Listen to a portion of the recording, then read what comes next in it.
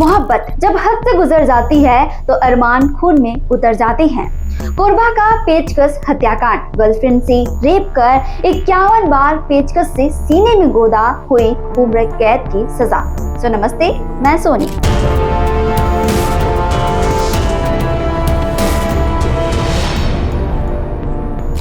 कोरबा जिले में खौफनाक मोहब्बत की कहानी जो आखिर में खून और सजा तक जा पहुंची।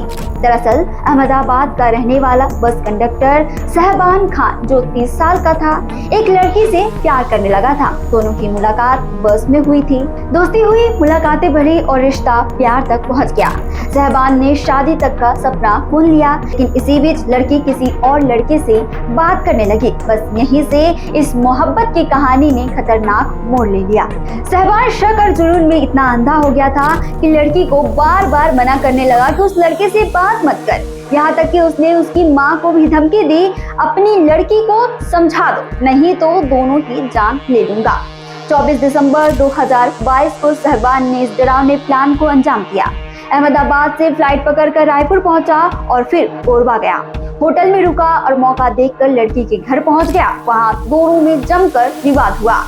गुस्से और हवस में अंधे सहबान ने पहले अपनी गर्लफ्रेंड का रेप किया और फिर पेचकस से उसके सीने पर 51 बार वार कर दिया। लड़की की मौके पर ही मौत हो गई।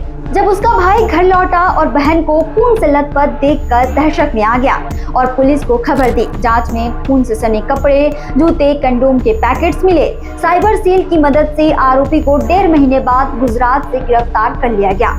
जिला अदालत ने सहबान को रेप और हत्या का दोषी मानते हुए उम्र कैद और 75,000 रुपए जुर्माने की सजा सुनाई। यह केस सिर्फ एक हत्या की कहानी नहीं है, बल्कि ये सवाल भी उठाता है कि प्यार कब जुनून बन जाता है और जुनून कब खून में बदल जाता है, ये किसी को भी नहीं पता। छत्तीसगढ़ से जुड़े और अपडेट्स के लिए आप देखते रहें वयम छत्तीसगढ़।